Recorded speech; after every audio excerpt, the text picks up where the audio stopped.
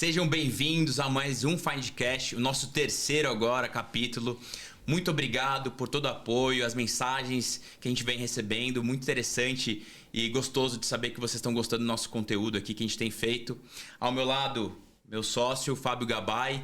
E hoje a gente recebe uma executiva de mercado muito legal. Tenho certeza que vocês vão adorar conhecer um pouco mais da história dela. E um pouco diferente das nossas duas primeiras edições, onde a gente entrevistou dois grandes empresários. Dessa vez a gente vai falar com uma grande executiva de mercado e como ela chegou lá.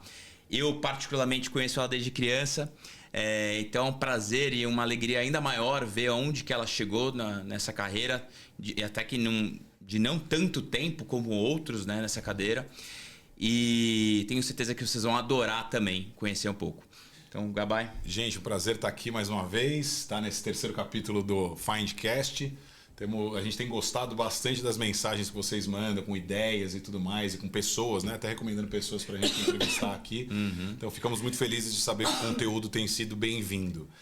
O que eu gosto de falar no início é que a gente gosta de fazer alguma coisa diferente dos podcasts que a gente, né, costuma acompanhar. Muitas vezes a gente vê o sucesso, as conquistas das pessoas, mas não a trajetória para chegar nesse sucesso, né? Então a gente sabe, como a gente costuma dizer, a gente sabe que não é uma linha reta. Com certeza. As carreiras não são geralmente lineares e sem percalços. Então a gente quer ouvir essa trajetória e quer saber, né, de cada etapa, cada obstáculo que foi vencido ali para chegar hoje, né, onde chegou e tudo que ainda tem por vir, né? Então, um prazer estar aqui, espero contribuir. Perfeito, cara. E antes de passar a bola aqui para nossa convidada especial, agradecer nossos patrocinadores que estão com a gente desde o início, o Mackenzie, a Maria Deuco, que nos oferece o vinho aqui hoje, inclusive, e a VIP Office. Então, sem mais segredos, mais delongas, gostaria de apresentar Raquel de Sá, economista-chefe, né? Que fala? Chefe de economia? Então, hoje, gente, olha, hoje eu falo que depende de quem me pergunta, eu tenho um cargo, né? Que eu tô transicionando.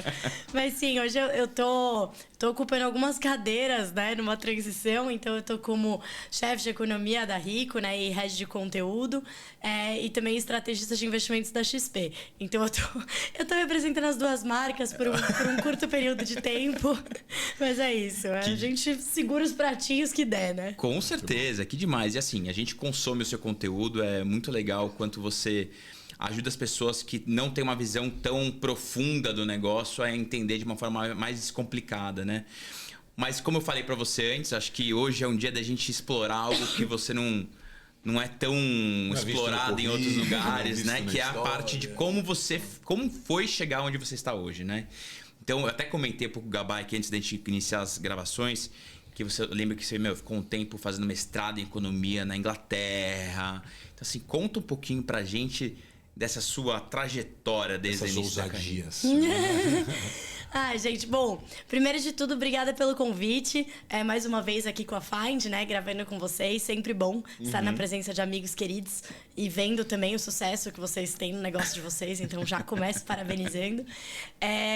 E achei muito legal também a proposta, né? De falar um pouco de carreira e tal, né? Bacana, porque às vezes a gente acha que, como vocês falaram, né? Que a carreira das pessoas é bem linear, né? Então você deve ter feito isso, isso e isso. E eu costumo brincar que a minha carreira, assim, de linear, ela não tem absolutamente nada. A minha carreira é uma grande bagunça. Por isso convite, olha só. Por exato. Isso convite. A minha carreira é uma grande bagunça e eu costumo dizer que, né, hoje muita gente fala, você tem uma energia meio caótica. Então, eu acho que a minha carreira ela é um reflexo da minha energia meio caótica, né? Bom, eu não vou dar o spoiler e contar toda a minha história, vou deixar espaço para vocês fazerem perguntas. Claro. Mas fazendo um resumo aqui, né? Eu tenho graduação, então já começando por uma coisa que todo mundo, né, que pouca gente sabe, né? Eu tenho graduação em Relações Internacionais, então não sou formada em economia. Então eu tenho graduação em Relações Internacionais pela PUC de São Paulo. Eu me formei muito cedo, então eu me formei com 21 anos.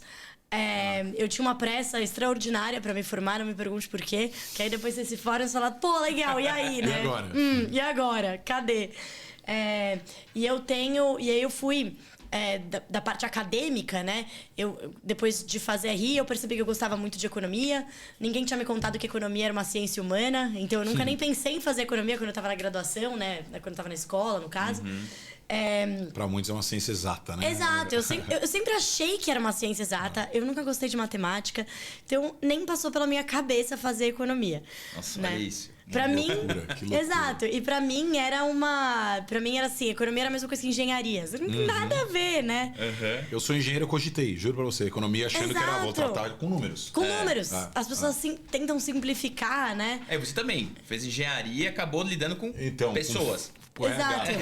Quem diria? Quem diria? Zero linear também. Zero linear. A minha mãe sempre falava isso. Raquel, faculdade não é profissão, né? E eu acho que é uma coisa que eu levei pra vida que é muito verdade. Parabéns pra sua mãe. Parabéns pra Minha ela. mãe tem bons conselhos, esse foi um deles.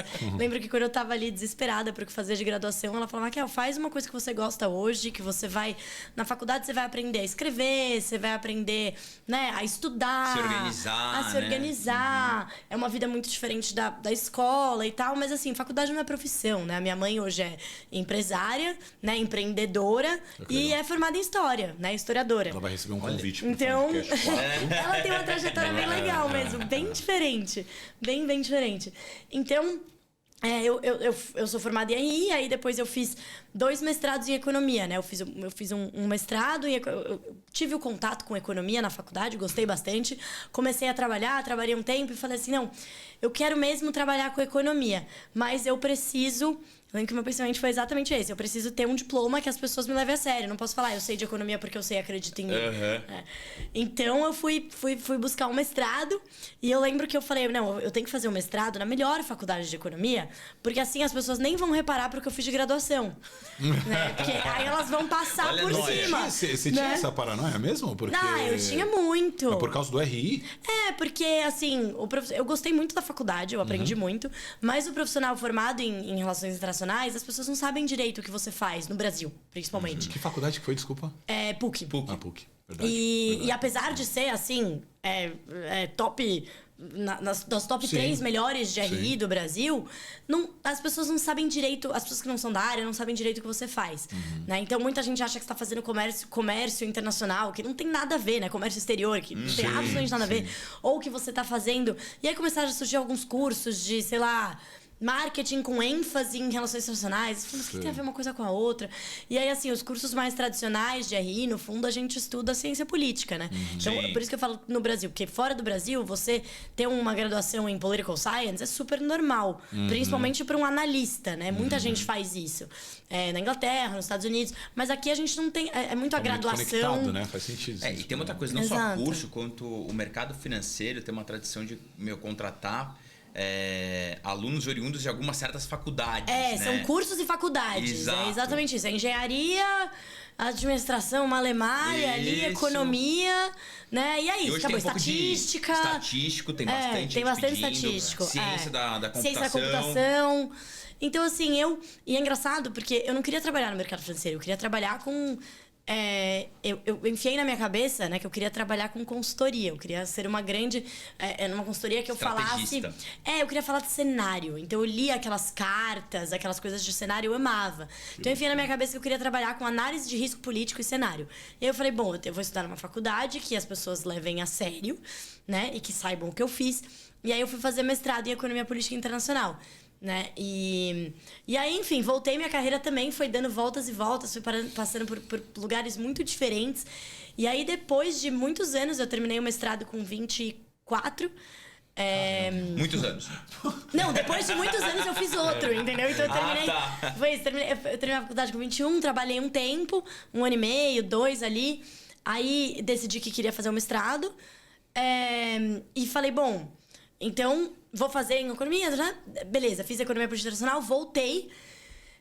Voltei pro Brasil, tal, trabalhei mais um tempo. Onde que era a faculdade lá de... Eu fiz London School of Economics, tá. que é em Londres. Em Londres mesmo, tá. E aí...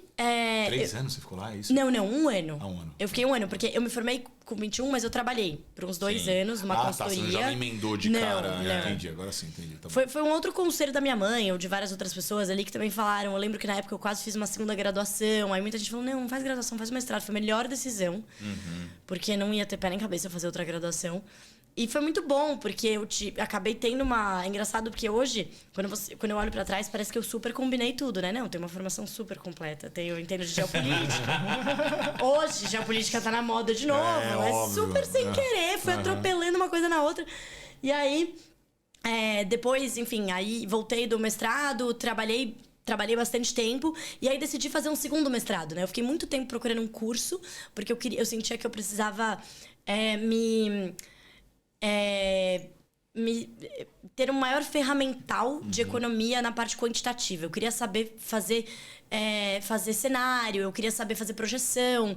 E como eu estudei economia política internacional, né, por mais que eu fiz, né, uma das melhores faculdades de economia do mundo, eu não estava dentro do departamento de economia, né? Eu fiz o curso, o mestrado de economia política internacional é dentro da faculdade de RI, né? A London School of Economics é uma universidade, né? E aí tem várias faculdades.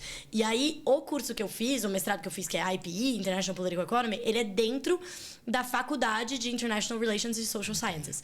E aí, fiz lá e falei, não, beleza, aprendi muito, mas eu falei, cara, eu quero eu fazer a conta, né? Eu quero eu fazer a projeção, eu fazer... E aí... Ou seja, você estava bem em ciência humana e queria puxar um pouco para ciência exato. Aí eu falei, não, eu preciso... Falou projeção, ter um pouco mais de previsibilidade, né? Porque eu sabia que se eu fosse trabalhar como economista de alguma... As pessoas esperam isso de você. Eu preciso, né? Não existe nenhuma possibilidade de você trabalhar como economista, seja numa consultoria, numa instituição financeira e tal, sem saber fazer projeção. E aí, eu busquei vários cursos, nada trazia isso... E aí, eu não queria prestar... Para o mestrado de economia no Brasil, você tem que prestar ANPEC, que é uma prova. E aí, a prova... Nunca tinha escutado esse nome. ANPEC? Então, para você fazer o mestrado mesmo lato sensu, eu acho que chama, que é o mestrado... Que não é o mestrado profissional, né? É o mestrado acadêmico. Você precisa prestar a ANPEC, que é uma prova de economia, basicamente. Que os primeiros colocados... Eles podem... Eles, em tese, não é que os primeiros colocados vão para tais universidades, mas eles podem escolher. Então, do primeiro até o X colocado, normalmente PUC-Rio. Aí, ESP, que é a Escola de Economia da FGV de São Paulo.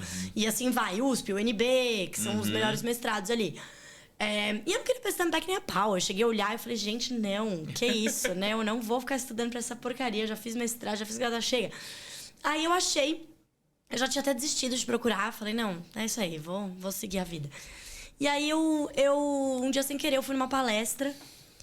A minha estagiária me chamou pra ir numa palestra. Ela falou, vamos numa palestra, porque eu gosto muito do Meirelles. Ela falou, o Meirelles vai estar lá. Vamos numa palestra dessa faculdade nova aqui, de Brasília. E eu tava em Brasília, eu falei, vamos lá. A gente foi e eles estavam falando do curso do mestrado de economia que eles estavam abrindo. Ia ter a primeira turma. E aí eu li, adorei, falei, é isso. Deu o clique. Falei, é isso. Se não é agora, é agora. Se não é agora, quando? E aí, decidi fazer esse segundo mestrado, uma loucurinha. Foi um mestrado profissional, então, diferente do acadêmico, né? Eu tinha aula uma vez a cada 2 semanas, mas era bastante aula, sexta e sábado. E aí finalmente eu tive esse ferramental que me faltava quantitativo, né? Aprendi a fazer projeção, de econometria, coisas que eu nunca tinha tido. Eu sempre tive muito medo de aprender isso, porque eu sabia que eu ia ser muito ruim. Posso já fazer uma observação? Claro. Que eu acho legal, assim? Acho que em alguns casos você teve mentoria, talvez da sua mãe ou de outras pessoas, e te indicou caminhos, mas o que me parece, você já tinha noção, bem cedo, você já percebeu que... Coisa que muita gente não sabe é que vou fazer faculdade, aí pronto, eu tenho minha profissão e vou ganhar dinheiro e vou acontecer e vou ter sucesso a partir da formação da faculdade, né? Aquela coisa de pegar o canudo, mostrar pro papai, você não paga mais nada, eu vou pagar. É o começo. E é o começo. E aí é aquela história do conceitinho que o pessoal fala de lifelong learner, né? De sempre seguir aprendendo e tudo mais. Então você foi, mesmo não sendo, como você falou, uma pessoa tão ciência exata, talvez mais ciência humana, você foi tentando preencher essas lacunas suas de conhecimento. Então, assim, a prova de que você vai colocando tijolinho a tijolinho e faculdade é um tijolo, né? É isso. Então, assim, a percepção que eu tenho já é que você foi, fundação mesmo, sabe, sólida, tem uma outra tijolo, coisa né? Criar castelo de cartas. Falando aqui, que é assim, ela tem um outro componente que ela estudou e pratica há muitos anos, que é o teatro também. Ah, sim, é verdade. Que com certeza, veio agregar nessa parte de comunicação mesmo que você tem hoje. Com certeza. Com certeza. Eu acho que é engraçado, porque conforme eu olho pra minha carreira, né? Então, eu comentei, assim, da parte acadêmica, mas no meio desses anos todos, né? Meu primeiro trabalho foi numa consultoria, na área eu era researcher, né? Então, era investigação corporativa. Era uma loucura. Eu fui parar lá porque eu queria muito trabalhar com análise de risco político. E essa empresa é uma das maiores do mundo que fazem isso. Só que eles não faziam isso no Brasil. Eles faziam... A pessoa que cobria isso no Brasil, ela ficava na Colômbia, porque era mais barato. Uma loucura. Custo Brasil. Aí eu comecei a aprender custo Brasil. Ah, beleza. Aí... eu comecei a trabalhar, falei, uma porta de entrada, vou trabalhar aqui. Foi ótimo, aprendi muito e tal, mas era uma área de compliance. Eu falei, cara, isso aqui não tem a ver comigo. Eu acho que a minha carreira foi muito de excluindo o que eu não gostava. E experimentando, né? E experimentando tudo. Isso é algo que eu acho que é super recomendável também. Quer dizer, de novo, a história da carreira não ser linear. Você só descobre o que você sente também, muitas vezes sentindo, né? Não adianta você, eu acho que... Às vezes você tem que experimentar. Certeza. Então, você tá naquela fase, dos 20 aos 30, vamos colocar aqui, precisa ter uma regra, mas só, principalmente começo de carreira, tem que experimentar, receber uma proposta, vamos testar, vamos ver se eu me encontro nisso. Quem diria, como você falou, quem diria, quando imaginar que eu... Lá atrás, se falasse meu RH, eu falei, cara, mas eu não sou psicólogo, né? E acabei indo porque me encontrei nisso, eu me dei a oportunidade de experimentar isso. Então, concordo que experimentar foi um acerto. Eu acho que é um pouquinho de encarar a vida jogando pra ganhar e não focando em não perder, perder. Então, assim, cara, eu vou tentar achar o lugar... E carreira não é... A gente falou de ciência exata, carreira não é uma ciência exata, cara. Isso. Claramente é muito mais complexo do que a gente imagina. E quantas pessoas, eu diria que a maioria, é muito comum você conversar com as pessoas e falar assim, não, mas... Você é engenheiro. Eu tenho amigos engenheiros que brincam comigo. Engenheiro que foi pro RH lá, o cara foi pro RH. Normal, porque as pessoas têm a cabeça... O ser humano ele tem o costume de pensar de forma linear. Não, então eu faço isso, depois eu faço... Então eu vou ser um analista de tecnologia, no meu caso, que eu sou engenheiro da computação. Então eu vou ser um analista de TI, depois um especialista de TI, depois um coordenador e seguindo aquela carreira certinha. É o que as pessoas esperam. Eu nunca ia imaginar ser o que eu sou hoje, nunca imaginava que teria o sucesso ou a recompensa que eu tenho hoje. Eu me sinto muito mais pleno fazendo o que eu faço hoje. E assim, quantas vezes a gente escutou, acho que quem fez esse movimento que a gente fez, né? Quantas vezes escutou, você é louco, você já deve ter ouvido isso algumas vezes, né? Você é maluca, muitos. Como assim vai largar sua carreira fora? Eu acho que é uma loucura. Isso que o Fio falou do teatro, da comunicação, eu fico tentando descobrir o que eu tenho... Né? Qual que foi o fio condutor dessa maluquice da minha carreira? Qual a narrativa dessa história? E eu acho que muito foi a parte de comunicação, então. Porque, assim, depois que eu trabalhei, eu sou uma pessoa... Quando eu trabalhava no... Eu acho que quanto mais velho eu fui ficando, menos certezas eu fui tendo na vida. Muita gente fala isso, né? Sabedoria é isso aí. Nossa, é verdade. Isso aí. Quando eu tinha lá... Mais sei, eu não tinha escutado essa ainda. Porque Gostei. Porque é isso, quando eu tinha me formado na escola, eu falava, não, na faculdade... Não, porque eu quero trabalhar com análise de risco político, é isso que eu quero, né? Fui pra essa empresa, né? E eu falava, não, eu sou uma pessoa analítica, eu gosto de fazer análise. Saí de lá, beleza, com essa ideia, fui fazer o mestrado pra voltar. Falei, não, quando eu voltar, eu vou achar um emprego numa consultoria e eu vou fazer isso. E aí, cara, a vida acontece, né? Voltei em ano eleitoral, uma bagunça, conheci... A vida acontece. Conheci, assim, Brasil, conheci São Paulo inteiro, ninguém tinha vaga de nada. Ai, adorei seu currículo, mas, cara, não sei o que, o ambiente tá complicado. Beleza.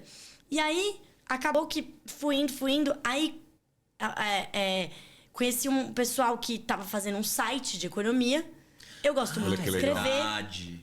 Que era o Terraço Econômico. E aí, na época, era um blog, né? Naquela época ainda tinha. Gosto muito de escrever. Comecei a escrever. E aí, começou a vir isso... Assim, hoje eu enxergo que a comunicação, ela sempre esteve lá. Desde quando eu era researcher, porque era comunicação escrita. Então, por que eu era uma boa pesquisadora? Que eu escrevia... Cara, eu fazia eu fazia investigação corporativa. Eu ficava fuçando a vida das pessoas, das empresas. Era uma loucura. Gente que tinha 3 CPFs. Era divertidíssimo. Meu Deus! Era uma loucura. Era tipo, a gente quer comprar essa empresa, mas esse cara é casado com essa mulher, ela é meio esquisita. E nesse país deve ser divertida essa parte, né? Era muito, gente. Eu me divertia. Teve um relatório que eu lembro que eu me diverti tanto que eu pus umas fotos de uma mulher que era meio louca, assim, né? Gente, é muito bom. Olha, você está comprando essa empresa, mas esta moça vem junto. Nossa. Tinha uma foto dela numa banheira. E chegou a entrar na forense também, porque tem... Sim, fiz análise forense. Tem um amigo meu que trabalhou durante muitos anos em investigação forense. Sim, eles faziam, eles pegavam, eu cheguei a fazer o comecinho, né? Porque faz muitos anos. Mas a gente fazia pra fazer algumas investigações, era aquela técnica, né? Eles pegavam as informações do HD e tal, e aí a gente tinha que fazer investigação por palavra, pesquisa por palavra-chave. E aí você estava pesquisando, sei lá, você queria saber de uma fraude, né? Aí você botava várias palavras-chave, tipo conluio, dinheiro, esquema. Nossa. Né? E aí, óbvio, que aí chegava no meio, aí você botava lá zoeira, amante. Aí você descobriu um monte de coisa no meio, que era muito engraçado, Agora que pra gente. você pegar esse HD, você tem que, tipo, ir de alguém de noite lá Sim, arrumando. tinha. Tal. Obviamente que era permitido, porque era da empresa, mas era isso mesmo. Tinha que ir de noite, CSI copiar. Miami. Era mega CSI Não, o total. negócio. Meu, mas uma pergunta que eu tenho pra fazer pra você. Você usou isso na vida pessoal também ou não? Porque eu já soube Das técnicas de Tô falando investigação? aqui, a minha cunhada, ela trabalha em forense, numa das Big Four. E eu sempre fiquei preocupado, cara. Comecei a sair com minha esposa e falei assim, cara, vai ver minha vida, vai começar a me pesquisar. Não, isso eu nunca fiz, mas eu me tornei uma excelente pesquisadora. E a leitura? Será que essa pessoa isso. deveria estar no meu convívio pessoal, social? Vou fazer um curso desse aí também. Você começa. É engraçado, porque foi isso. Eu aprendi a pesquisar muito bem. Sim. Né? Eu sempre gostei de escrever, então era ali a comunicação. E é muito engraçado como a gente se engana, né? Isso que eu falei do não ter a certeza. Porque aí eu entrei pra esse site de economia, comecei a escrever lá, né? Passou um ano depois que eu voltei do mestrado. Nossa, eu fiz tanta coisa. Aí eu fiz freela pra essa empresa que eu trabalhava antes. Aí, durante a faculdade, eu dava aula particular. Eu quase larguei a faculdade de RI pra fazer pedagogia. Olha as loucuras. Aí você fala, mas aonde que essa pessoa? A pessoa é bipolar. Aí você fala, não, o que eu sempre tem uma coisa da didática, da comunicação no meio. E aí, dava aula de quê? De qualquer coisa. Eu chegava lá, o que a gente vai falar hoje? Bora! Aí eu li o livro, entendia. Entendeu? Não entendia. Aí eu ia lá e explicava exatamente o que eu tinha lido. E era isso, era essa habilidade. Aí eu comecei a perceber que, assim, o meu diferencial era muito mais um soft skill do que um hard skill. Porque é isso, essa capacidade de você traduzir uma coisa de um jeito pro outro. E hoje em dia... Tecla SAP de qualquer coisa. Quando eu trabalhei no governo... É o que manda, nos executivos, cara, tudo, cara. Porque Exato. o hard você desenvolve, você aprende, você usa um IA da vida. Agora, soft... Difícil. Exatamente. E tem algumas coisas que fazendo piada de tecnologia, né? Tem umas coisas que vêm do firmware já, quer dizer, já vem na pessoa. Já é do hardware. Então, assim, você já veio com alguns talentos aí e explorou mais ainda. E aí eu queria voltar à questão da carreira, que acho que queria chegar onde você está hoje, que acho que é importante. É que tanta coisa, cara, a gente acaba empolgando. Né? Onde que a gente parou na história? Porque eu queria saber né, chegando até hoje, né, que você fez além de voltando lá de Londres e aí... Você parou no terraço econômico. No terraço econômico, isso. né? Perfeito. Porque os de hoje eu acompanho muito bem, sei desse talento seu de comunicação e tudo mais, e a gente quer explorar mais isso depois. Cara, eu voltei, né, do mestrado, então eu tinha saído da faculdade, trabalhei nessa empresa, né, de investigação, tal, compliance. Daí eu fui fazer mestrado, voltei do mestrado, e aí era ano eleitoral. 2023, 2013. E aí, putz, caramba, procurando, né? 2014, na verdade. Aí eu fiquei procurando emprego por um ano. E aí eu fiz um monte de coisa, né? Eu entrei pro terraço econômico, porque eu queria fazer alguma coisa. Na verdade, eu montei um site. O site eu montei uma página do Facebook na época. E aí, eu tinha um amigo que eu tinha conhecido na França, que ele falou, não, eu tô montando esse blog com uma galera aqui de economia. Escreve pra gente. Eu comecei a escrever pra eles, entrei pro site deles, abandonei o meu. E aí, que é o Terraço Econômico, que existe até hoje. Hoje, eu acho que a principal coisa que eu faço pro Terraço é o podcast, né? Toda semana eu faço o Terraço Cast. Mas, assim, me abriu muitas portas. Muita gente me conhece até hoje por causa do Terraço Econômico. Conheço pessoas muito legais ali, né? Que foram as pessoas que fizeram esse projeto, né? Andar e tal. E aí, com o Terraço Econômico, fazendo freela para essa empresa, procurando outras coisas, procurando bater em porta de todas as consultorias. E eu fazia, gente... É que hoje, provavelmente seria uma tática que não daria muito certo, porque a gente recebe muito spam, né? Muita coisa. Mas eu eu procurava, essa consultoria aqui desse economista é bom. Aí eu ficava procurando, usava meu skill de pesquisa que eu tinha aprendido. Olha lá, e eu achava o e-mail de todo mundo. Eu achava o e-mail de todo mundo. E eu não ia né, tipo, vou mandar pra recepção. Não, eu mandava pro dono, né, mandava pro economista-chefe. Muita gente não me respondia. Cara de pau mesmo. Mas muita gente me respondeu. Tá certíssimo. Muita gente me respondeu. Eu conheci muita gente nessa brincadeira, né? Infelizmente, ninguém naquele momento tinha uma vaga pra mim, mas eu conheci um monte de gente bacana. E as portas... E aí foi isso. Eu não tinha vergonha de bater em porta. Então, assim, eu fui encontrar eu fui conseguir o trabalho que eu consegui, que depois foi no governo britânico, porque eu conversei... O meu irmão trabalha num banco e ele falou, olha... Eu vou te falar, e eu falei, será que eu trabalharia num banco, numa equipe de economia? E aí ele falou pra mim assim, olha, eu vou te apresentar uma menina que ela faz isso, uma economista lá do banco. Pra você ver o que você acha. Conversei com ela e falei, Raquel, acho que você não vai gostar. Você não vai gostar porque a gente fica aqui rodando planilha, fazendo projeção. Não parece muito a sua cara. Mas eu vou te apresentar uma amiga que ela tem um trabalho que parece muito o que você faz no governo britânico no Brasil, lá no consulado. Me passou o contato da amiga, fui falar com a amiga.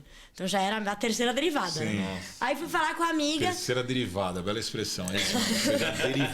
Derivou. Aí eu fui falar com a amiga falou, cara, eu saí de lá porque eu vim fazer doutorado. Mas fica de olho, porque, sei lá, entrou um cara no meu lugar, mas vai que ele resolve sair, não sei o quê. Cara, foi assim que aconteceu. E aí, fiquei de olho no site. De repente, abriu a vaga. O cara que tinha substituído ela ficou super pouco tempo, ficou tipo 1 ano, e também foi fazer doutorado. E aí a vaga abriu, era exatamente a vaga dela, que era de economista, no consulado, e era muito engraçado, porque eu enfiei na minha cabeça que eu não queria fazer nada com RI. Não, RI ficou no meu passado, eu vou esconder isso do meu currículo. E aí eu fui parar no governo britânico no Brasil. E aí eu falei, não, eu tô indo pela vaga de economista, não tem nada a ver com RI, né? E aí consegui essa vaga, que é o governo britânico tem uma estrutura bem bacana, né? Tipo o Itamaraty britânico, né? Que é o FCDO hoje em dia. Que eles têm, para todas as áreas, né? Eles têm um diplomata e o resto da equipe, normalmente, é de brasileiros. O local staff, que eles chamam, né? Staff local, que são... Inclusive, o Brasil, ele só tem isso pra... Se você é brasileiro, você vai trabalhar num consulado, numa embaixada fora, você tem trabalho só administrativo, o resto é tudo diplomata brasileiro. Lá não. No governo britânico, eles querem pessoas que realmente estão fazendo a diplomacia econômica ali com eles. Porque eles entendem, isso é inteligente mesmo, que, cara, quem entende mais do país do que a pessoa que mora no país. Exatamente. E não o diplomata que fica mudando de 4 em 4 anos. O diplomata, obviamente, tem os seus skills, é muito de soft skills, do que eles têm, eles entendem do governo britânico, mas não entendem do país. Sim. E aí, eu fui para uma vaga dessas, de economista e gerente de políticas públicas na área de mercado financeiro. E aí, a área que a gente chama de policy, né? Public policy, economic diplomacy, né? E na minha cabeça era assim, não, eu não vou fazer isso, porque esse policy aí é coisa de ficar puxando saco de político, ficar sabendo da fofoca do Congresso, não tem nada a ver comigo isso aí. E aí foi muito engraçado, porque eu entrei por, sei lá, 2 anos no consulado e ficava, não, eu sou analítica, eu gosto de fazer análise, eu não gosto de conversar com as pessoas, eu quero ficar aqui no meu textinho. Você chegou com a mente fechada já, é isso que eu sei, é isso que eu consigo. Eu sou boa a fazer isso. Sim. E aí, cara, eu fui fazendo isso por um tempo, e aí foram surgindo, eu tive uma chefe muito bacana, que hoje é super minha amiga, que ela falava pra mim, Raquel, cara, não é. Você é uma excelente comunicadora. Se eu te boto numa reunião, você fala que você não quer ir, você vai, você lidera a reunião inteira, você sai com o resultado, porque você fica provavelmente de saco cheio e aí você faz a parada toda. E aí eu comecei a reparar que realmente essa área de public policy começou... Falei, cara, eu percebi que o que eu não gostava não era da natureza de fazer diplomacia econômica. Que era... O que eu não gostava é que nada saía. Mas nada saía porque as pessoas que eu tava vendo fazer eram muito ruins. E aí, tipo, o exemplo que eu tive não era bom. E aí, quando eu descobri realmente o que é e o que dava pra fazer, eu passei a amar. Porque eu lembro que a minha chefe um dia chegou pra mim e falou assim, olha, Raquel, a gente atingiu um momento que, em termos de análise econômica, pro que a gente precisa aqui, você já atingiu... Tipo, você faz com o pé nas costas. Sim. Porque lá eu não precisava fazer a projeção, lá eu tava, tipo, o que eu sabia já tava bom o suficiente. Eu fazia uma parte analítica e eu fazia a parte de... Eu desenhava programas de fomento, então eu tinha que entender qual que era a necessidade do Brasil, porque tem programas de fomento de países desenvolvidos, que é do... Enfim, é um comprometimento no G20 e tal, de tantos % do PIB dedicado a programas de fomento em países em desenvolvimento. E aí... eu desenhava parte. Eu desenhei um de ESG, aí eu desenhei um outro de microfinance, não sei o que lá. E eu adorava essa parte, né? E ela falou, cara, isso daqui não é só análise, né? Isso daqui você já tá fazendo trabalho de diplomacia econômica. Sim. Só que eu acho que aonde você tem a crescer, honestamente, é nisso que você diz que você não gosta. Mas eu acho que você tem um grande potencial. E aí eu falei, tá bom. Eu deixei de fazer por 2 anos, eu não fazia mais análise. Quem fazia era o analista que trabalhava comigo, pessoa abaixo de mim. E eu fazia só a parte de diplomacia econômica ali do Public Policy. E eu amei. E aí, o que era o trabalho, né? Parece uma coisa meio maluca, mas o meu trabalho era fazer, montar uma estratégia, né? E montar todo o plano de ação e tal. O que eu poderia fazer usando ministros que vinham visitar, conversas táticas, tipo, vai ter o G20, com quem que o ministro britânico pode falar para falar, o que ele vai falar. E aí é muito engraçado, que aí você aprende que esses ministros, eles não falam nada da cabeça deles, cara. Eles vão com textinhos, blá, blá. Tudo acertado. É isso, tudo acertado. E aí eu percebi que, na verdade, assim, eu falava que eu não gostava porque eu não sabia. E eu só me sentia confortável com aquilo que eu já sabia muito bem. Claro. E aí, dei a cara pra bater e gostei muito. E só saí porque eu não tinha mais pra onde crescer financeiramente, nem em termos de carreira. Porque lá, acima de mim, era diplomata. Então, se tivesse espaço, eu estaria lá até hoje fazendo esse trabalho. Eu lembro. Exato, e eu amava a natureza do meu trabalho, eu adorava. E eu passei de um negócio que eu falava que eu não queria fazer nem a pau, pra um negócio que eu passei a amar. Isso que eu ia falar, quer dizer, e aí eu aprendi que, cara, não fale não nunca, entendeu? Se você não tivesse aberto a mente naquele momento de experimentar, que a gente tava falando antes, você não teria se descoberto nisso, né? Com certeza. Exatamente. E aí depois, eu cheguei nesse ponto, eu lembro que minhas últimas áreas de cobertura foram a seção do Brasil ao OCDE e a parte de montar, né, fazer com que fosse assinado um acordo para evitar a dupla tributação entre Brasil e Reino Unido. E, foi muito legal, porque o que era legal era que cada hora aparecia uma coisa na minha frente, eu tinha que aprender uma coisa nova. Quando chegou esse acordo, eu falei, mas isso aí é advogado, não entendo nada, tributação internacional.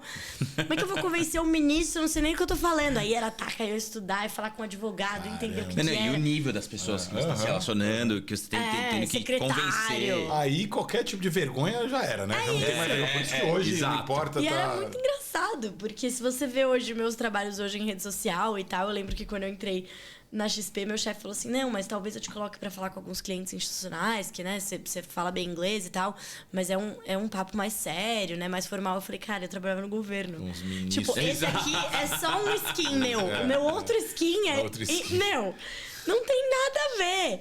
Então, era engraçado, porque não hoje é o se eu governo, falo... é o governo britânico ainda, que é mais formal impossível. Né? Exato. Eu falo, cara, não tem...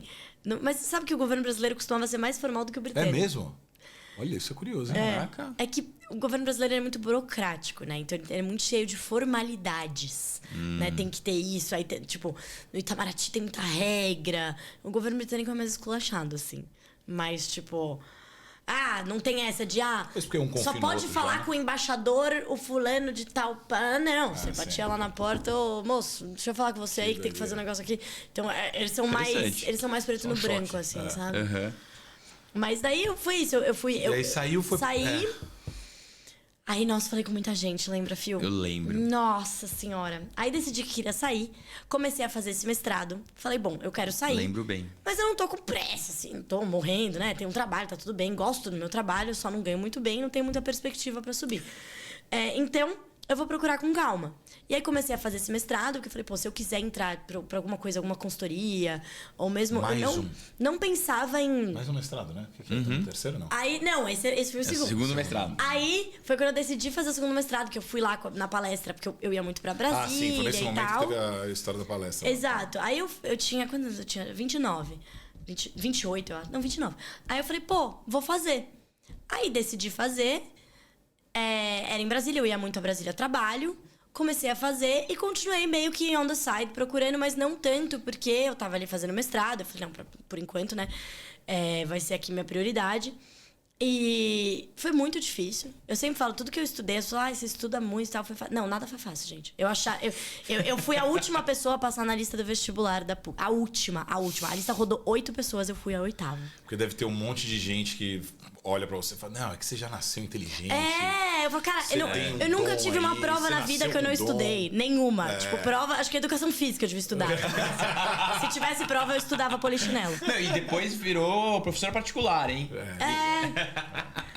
É assim, sempre estudei muito. Essa é uma baita info importante, assim, cara, porque a galera é muito fácil dizer, não, a pessoa conseguiu porque já tem o dom, ou já teve indicação. Não, né? zero, gente. Já indicou, então ela veio já preparada para aquele papel ali e tal. E não é, né? É no músculo mesmo. Não, é muita loucura, mesmo. assim, quando os meus. Eu lembro jeitinho, nas primeiras semanas do meu mestrado lá em Brasília. Eu fiz a entrevista, os caras, você já tem mestrado na LSI, não precisa nem fazer nem nada, nem mandar carta, cola aí. Essa é gênia. Nossa, isso aqui. Aí eu falei, os caras não sabem o que tá esperando. Aí eu falei, gente, eu não sei na econometria, nunca tive. Eu falei, eu tô vindo buscar isso aqui, eu não sei, não tenho essa base. Não, tudo bem, aqui você vai ter e tal.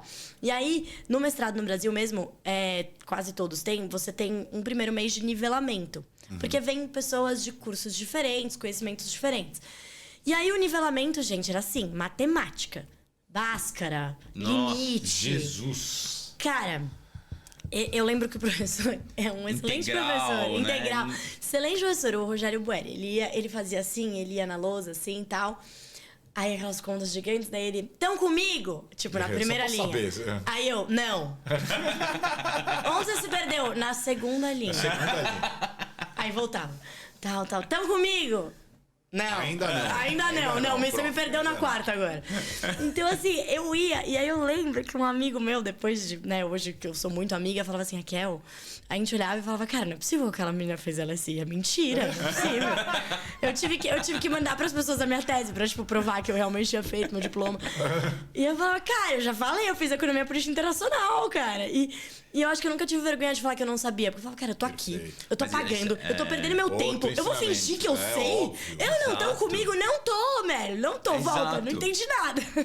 Muito melhor, 1000 vezes melhor. E aí foi isso. Aí eu fui camelando o mestrado inteiro. Tinha aula que eu queria chorar, não entendia nada. Eu lembro que eu fui me meter numa aula de produtividade, que eu achei que era produtividade... Sei lá o que eu achei que ia ser. Achei que ia falar de infraestrutura, produtividade... Não! Era um modelo matemático de eficiência. Que depois você tinha que fazer uma programação. Eu olhava aquela aula e falava, eu vou chorar. E aí, o meu trabalho dessa aula foi eficiência de portos. Hoje eu sei tudo sobre os portos brasileiros. Olha lá, hein? Não sei o que lá, aí no sul. E, assim, eu sei tudo que é o calado, o que é não sei o que lá. Não fala eu de virei Santos, que a FAID especialista de FAID de Santos na FAID, torce pro Santos. E é muito engraçado, porque daí outro dia eu tava procurando meu diploma pra não sei mandar pra onde. E eu olhei lá minhas notas desse mestrado. 9, 9, 10, 10, 10, 10, 9, 9. Falei, cara, nem parece a pessoa que não sabia o Bhaskara. Não. E eu, assim, eu estudava tanto, gente. Tanto. Eu lembro que, assim, era isso. Então, eu nunca took for granted, sabe? Tipo, não, isso aqui eu sei. Nunca. Nem se eu sabia a matéria. Eu lembro que no meu primeiro mestrado tem um amigo que me zoou até hoje. Ele fala pra mim, Raquel, common sense, né? Porque eu lembro que a gente saiu de uma prova depois de estudar, assim... Que no mestrado na LSI você estuda por meses, né? Tipo, você tem um bloco de aulas, férias, bloco de aulas. Depois você tem 3 meses pra estudar. E aí você tem prova sobre aqueles 2 blocos de aulas que você teve no ano. Nossa! E é uma quantidade infinita de matéria. E assim, eu passei 3 meses estudando 12 horas por dia. E aí, eu lembro que eu fiz a prova, eu saí da prova... Eu falei, fudeu. Tirei 0, errei tudo. Eu escolhi aquela pergunta. Daí ele falou, entendi. Eu falei, mas aquela pergunta... A gente nem teve aula sobre aquele tema. Eu escrevi coisa que era common sense. Sabe? Eu escrevi coisa que, sei lá, eu tirei da minha cabeça. Não citei nenhum autor. Aí ele falou assim, common sense, Raquel. Eu falei, common sense. Ele falou, então se você perguntasse pra sua mãe, ela ia te responder. Sobre o padrão ouro, sobre Bretton Woods. Aí eu, não. Então não é common sense. Ou com a galera na rua, né? Já que é common sense, a galera na rua, se você perguntar. Porra, não é common sense. Você sabe isso que você estudou, cara. Mas foi isso. Então, assim, eu sempre fui uma pessoa muito... Modesta, pelo visto. Muito estudiosa. Não, mas é assim. legal, isso aí é demais. E como é que veio o Grupo XP, né? Então, aí depois que eu tava que eu tava no mestrado, tava ali procurando. Um amigo meu, inclusive, que hoje é muito meu amigo, que eu conheci pelo Terraço, né? Que começou o Terraço ali com a gente e tal. Ele foi chamado pra uma vaga na XP. E aí ele falou, cara, eu acabei de mudar de trabalho. Mas eu tenho uma amiga que é a cara dessa vaga. E foi muito engraçado porque ele tava numa vaga antes que eu tinha indicado. Era uma vaga de economista-chefe de uma corretora que tinham me chamado. E eu falei, eu não tenho nenhuma condição de ser economista-chefe, gente. Eu não sei fazer uma projeção de PIB. Vocês não querem me contratar. Até essa altura você continuava duvidando de você. Que você não, mas eu não sabia mesmo, assim. Eu não tinha terminado meu segundo mestrado. Se você me falasse qual vai ser o PIB amanhã... acertar e chamar isso de common sense. Eu ia... Não, assim, eu ia abrir o Focus e ia falar assim, essa é a minha projeção.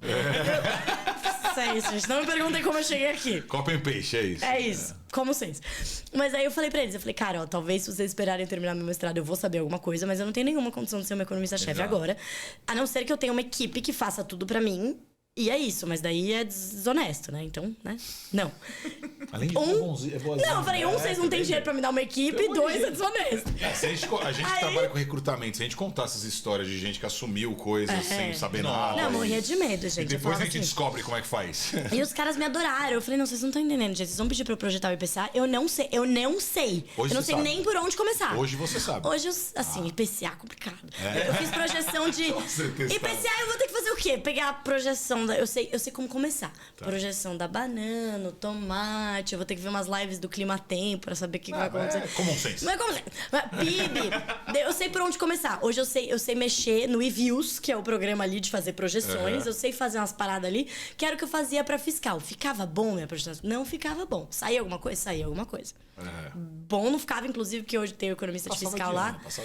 Tem o economista de fiscal lá que ele arrasa, ele é muito bom, ele veio do Tesouro e tal. Ele fala, não, Raquel, mas o que você tinha começado a construir era bom. Não era bom, Thiago. Ele quer ser legal. Exato, você tá sendo Você jogou tudo fora e fez de novo. Você fez de novo, porque tomou porcaria. Mas aí foi isso, aí esse meu amigo tava numa corretora, saiu e falou, ó... Eu acabei de mudar de trabalho, mas eu tenho uma amiga que é a cara dessa vaga. Que era uma vaga que, de fato, era pra fazer um trabalho de... Eu tinha que... Na época, a assessoria interna da XP estava nascendo, basicamente, que hoje é o B2C, que é o que são os assessores da XP mesmo, não dos escritórios. Hoje é enorme. E eles precisavam de alguém que entendesse de cenário, de economia, que não fosse um assessor, mas que falasse para os assessores, ajudasse eles a encaixar o que eles estavam vendendo com o cenário que estava acontecendo no mundo. Né? E porque os assessores, obviamente, eles passam o dia inteiro tomando conta dos clientes, né? Sim. E aí, era quase que pra ser uma professora de assessores, né? E minha mãe falou, nossa, mas você vai ser, tipo, professora de assessora? Eu falei, cara, você acredita que eles vão me pagar pra isso? Olha que top! Nem acredito! E aí eu falei, porra, beleza, eu faço de graça, bora! E aí eu já fazia, tipo, como do Terraço, né? A gente já tinha o canal no YouTube, não sei o que lá. Então naquele momento, eu tinha o meu trabalho no governo, que era um trabalho de public policy. Desculpa te interromper. Fez diferença, digo, pra tua imagem, pros caras chegarem e tomar a decisão de fazer esse convite? O que você tinha... com certeza. Quer dizer, o que eles viam na web, o que... Com certeza. Meu amigo me indicou, mas era assim, quem é a Raquel? Essa aqui, ó. Aí ele mandava meus vídeos. Entendi. Por exemplo, essa corretora que me chamaram pra ser economista-chefe foi por causa do Terraço. Entendi. Porque era um amigo do meu irmão que trabalhava lá, viu meus vídeos. Por que eu tô perguntando isso? Porque é outra coisa também que acontece muito. As pessoas nem sempre veem a carreira como uma construção de fato e acham que isso aqui não vai valer a pena, isso aqui não vai valer a pena. E se às vezes você nem sabe por que aquilo vai valer a pena. Exatamente. Só lá na frente você vai falar, cara, que bom que eu fiz, por exemplo, o Terraço no seu caso, porque isso serviu de propaganda ou de base para o que eu iria fazer lá na frente. A gente não sabe serviu o futuro. De vitrine, né? Exato. Na época, assim, eu fazia porque eu adorava. Fazia no sábado. E eu lembro que quando eu fui essa vaga na XP, eu comecei a rir. Eu falei, cara, eu faço isso no meu tempo livre, de graça. Vocês querem que eu venha aqui? Vocês vão me pagar pra fazer isso? Ser remunerado por isso? Mara, bora! Onde eu assino? Exato, onde eu assino. Então é isso, eu fazia porque eu gostava, mas eu tenho plena consciência de que me ajudou muito. Hoje, eu já tenho mais consciência, ainda mais com isso de rede social, a gente tá todo mundo já mais consciente. Hoje as pessoas me perguntam, por que você mantém suas redes sociais, né? É por causa da XP? Eu falo, não, pra mim é meu currículo. É claro. É minha vida. Marca, é óbvio. É minha marca. É óbvio. Né? Você ganha dinheiro com isso? Não diretamente. Exato. E não por hora. E não por hora, exato. Então, assim... Aí ele me indicou, eu comecei nessa vaga de, né, ali dentro da assessoria, fiquei uns 8, 10 meses ali. E aí eu gostava muito, eu era basicamente a economista ali no meio, eu tinha muito contato com os economistas do time de research. E aí eu migrei pro time de research. E aí essa parte também é muito engraçada, porque eu fiquei no time de research um tempo.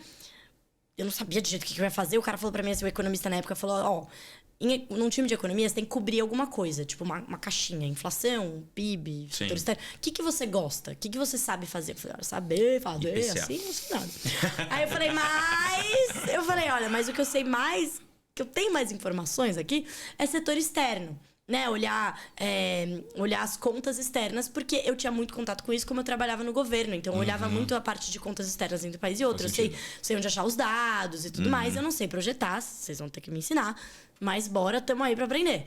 E aí, esse economista, ele é demais. Ele falou, óbvio, tamo aqui, todo mundo tá aqui pra aprender, bora. Esse seu sincericídio nunca te pegou? Do tipo, você sempre sendo sincero e alguém fala, cara...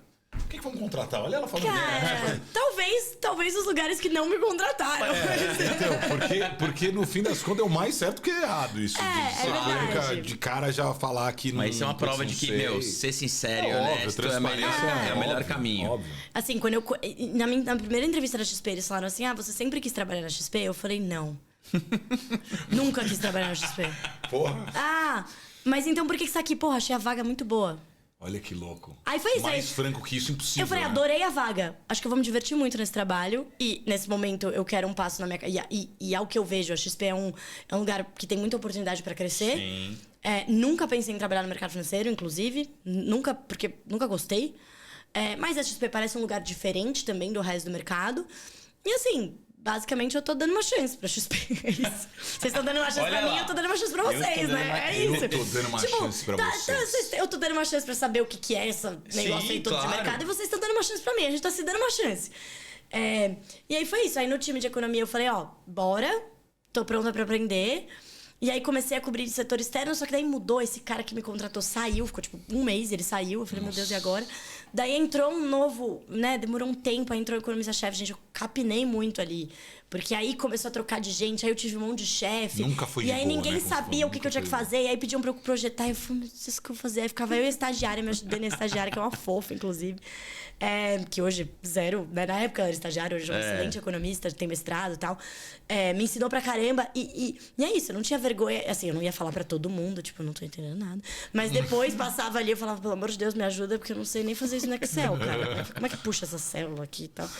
Então, eu ia pegando de todo mundo ali, né? Aprendendo. Quando eu entrei na XP, eu não sabia nada de investimento. Eu não sabia o que era uma NTNB, não sabia o que era nada. Nossa, nada mesmo? Nada. E aí eu ia do lado ali, que, tipo, muita gente legal trabalhou comigo, eu ia puxando. Cara, marcação ao mercado, o que é? É isso, Raquel, tá bom. Aí passava um dia, eu não entendi ainda. Você pode me explicar de novo? Mas eu acho que isso que eu fez ainda não entendi, posso anotar? Essa boa professora vem de ser uma ótima questionadora também. Um aprendiz também. Exato, exato. Agora tem uma pergunta, a gente já passou bastante da sua carreira até então. Quantos por cento, a gente sempre faz essa pergunta aqui, quantos por cento você daria do sucesso que você chegou hoje ao estar no lugar certo na hora certa? Ou quantos por cento por esforço que você engajou? Difícil, hein? Eu tenho também, mas cara... Cara, não sei, viu? Eu acho que uns 50-50. Ô, louco. Porque assim, eu fico pensando... Me surpreendeu. Porque eu fico pensando assim, 50... Todos os lugares que eu passei, né? Por exemplo, quando eu comecei a trabalhar na Control Risks, né? Que foi esse meu primeiro emprego na consultoria. Eu fui para lá porque... Eu descobri que ela existia, porque muitos anos, quando eu tava na faculdade, no meio da faculdade, meu pai falou, cara, eu contratei esses caras pra fazer um trabalho pra mim, eu acho que você vai adorar o trabalho deles. E me deu um relatório. Eu amei. Aí, eu virei a louca stalker da Control Risks. E aí, tudo, eu seguia eles em tudo e não sei o quê. Não sei. Aí teve uma feira. Isso aí. Aí teve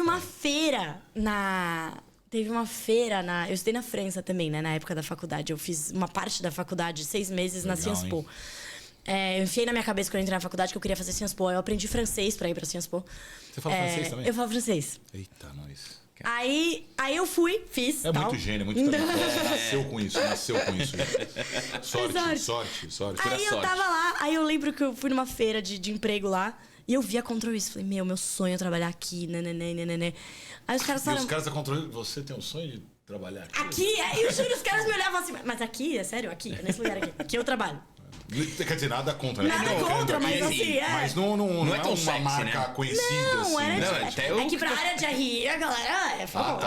Tá. Mas também era estranho. Eu, na minha época, Já isso era entrega a idade também, eu tinha, um dia eu vou trabalhar na IBM, essa era a minha marca. Ah, justo. IBM. Meu, pra gente era... Vou trabalhar na Unilever, Volkswagen. né? Era um... Volkswagen é ótimo. Não, e nada contra, né? Mas você vê como é que muda, né? Mas a percepção, assim. Tanto que é muito engraçado, porque depois que eu voltei, depois que eu terminei o Pelo mestrado, contrário, baita marca todas essas, né? muita gente me falava assim, quando eu terminei o mestrado lá em Londres, mas você já trabalhava na Control Risks? Tipo, as pessoas queriam trabalhar depois do mestrado onde eu já trabalhava. Eu falava, não, eu já trabalhei lá, tal. Foi muito legal, aprendi muito, mas assim, não quero mais. Eu já tinha passado por esse sonho. Ele estava no meu sonho que eu já tinha. Sim. Mas e aí eu fui entendi, nessa... a Control Risks, então, só pra eu entender, é uma marca bem conhecida no negócio... negócio de compliance e risco político. Entendi. Eles são bem grandes, são uma consultoria britânica. Atrai muito por conta disso. É. Então, E aí eu virei a stalker louca, fui nessa feira. E aí tinha eu fui procurar LinkedIn, quem trabalhava lá, achei um cara que ele era francês e ele tinha feito Sciences Po, que foi a faculdade que eu fiz. Só que ele tinha feito o contrário, ele tinha feito intercâmbio na PUC. E eu fazia PUC, mandei o LinkedIn pra ele. Oi, nossa, a gente tem tudo em comum, olha só quanta coincidência. E aí mandei. se descobriu vendedora também, olha só. Aí, porra, o cara gostou de mim, que essa louca. Aí fui lá falar. E eu fui lá, e eu já tinha ido lá falar uma vez que meu pai tinha pedido como a filha do cliente e tal. Eles tinham me apresentado umas coisas há muitos anos. E aí eu fui de novo. E eu falei, cara, queria muito trabalhar aqui. Eles não tinham uma vaga de estágio, eles abriram uma vaga de estágio pra mim. Então, assim, eu tava no lugar certo na hora certa? Talvez. Eu acho que foi 80% do Isso que eu ia engajamento falar. pessoal. Sabe o que eu acho? Acho que o esforço pessoal... Então, eu responderia a pergunta. Vou responder no lugar dela a pergunta agora. Eu responderia essa pergunta da seguinte forma. O meu esforço... Tô falando por você. O meu esforço fez eu estar no lugar certo na hora certa. Talvez. Porque assim, estar no lugar certo na hora certa... A pessoa que tá parada e não tá procurando, e não tá Isso é verdade. usando, não tá tentando... Eu falei 50-50 meio por isso, assim, por exemplo, se não existisse aquela vaga... Porra, eu conheci a menina da terceira derivada que tinha trabalhado no consulado. Daqui a pouco a gente desliga as câmeras aqui e você conta a verdade. Mas a vaga abriu. Aí, Exato. então eu acho que foi, assim, uma série de coincidências, mas também, eu também penso assim, por exemplo, se eu tivesse entrado na XP 2 anos antes... eu estaria voando mais, entendeu? Eu teria entrado na época que eles começaram o research. Mas, se eu tivesse entrando agora, eu teria bem menos espaço. Com certeza. Então é aquilo, né? Porra, pro lugar... É por isso que eu acho que é 50-50. Depende do ano que você assim. olha, né? Depende do ano que você olha, assim. Muitas vezes eu me pego pensando, porra, se eu tivesse chegado 2 anos antes. Mas daí eu falo, pô, se eu tivesse chegado agora, cara, não ia ter o espaço que eu consegui cavar. com Porque eu certeza. entrei num B2C que tinha 300 pessoas, hoje Copo tem 3 meio cheio mil, aí. né? Então, é isso. Num time de research, que o time de economia tinha uma pessoa... E aí eu entrei, fui formando, fui fazendo. Assim, hoje, se eu aplicasse pra uma vaga de... eu quero ser economista de fiscal... Cara, não ia passar. Tipo, porque iam ter pessoas melhores, que iam ser melhores do que eu pra ser economistas de fiscal na XP. Mas existe muito esse negócio do lugar certo também. Mas ele é complementar. Ele é complementar, por isso que eu acho que foi um 50-50. Porque daí, no fim, eu acabei fazendo contas públicas, né? Então, pra chegar onde eu cheguei agora... Eu virei economista, aí cobri o setor externo um tempo, mudou de economista, aí o economista entrou e falou, não, a gente precisa de alguém que cubra fiscal, é isso, a gente não tem ninguém, bora cobrir fiscal. Você entende fiscal? Falei, cara, eu entendo, eu gosto de fiscal. Tinha estudado no mestrado com um monte de gente que entende pra caramba de fiscal, eu realmente adorava fiscal. E aí comecei a fazer, e ele é puta economista, super economista, o Caio. E aí ele sentando comigo e a gente montando o que dava ali, né? Projeção de dívida, de arrecadação, né? Falando com gente pra ajudar, né? Assim, vou dizer que a minha projeção era nota 10? Não era nota 5. Mas dava. Passava. Devia ser nota 7. Você Mas famosa assim, nota 7. mas passava, né? E aí passava. Só que aí chegou depois de um tempo, depois de uns 8, 10 meses que eu tava fazendo aquilo, e que ele falou assim, ele me deu o seguinte feedback. Raquel, você é uma boa economista, mas ainda falta bastante pra você ser uma economista de mercado. Na época eu fiquei muito brava. Eu queria amarrar, que porcaria. Achei que você fosse falar triste. Não, ficou bravo. Fiquei brava, que puta. Eu falei, porra! Falta muito o quê? Porra! Que saco! Só falta eu ter que fazer um doutorado agora. Mas assim, na hora eu só fiquei quieta, eu vi, acenei. Mas na cabeça passou isso tudo, né? Na cabeça passou isso tudo. Na cabeça tava estrangulando, cara. Aí... Passou um dia, passou outro dia. Eu lembro de falar com meu irmão, calma, respira, pensa. Aí... Isso é uma coisa que a gente não perguntou. Você tem um irmão? Eu tenho um irmão e uma irmã. Eu sou a mais nova. Você é a mais nova. É.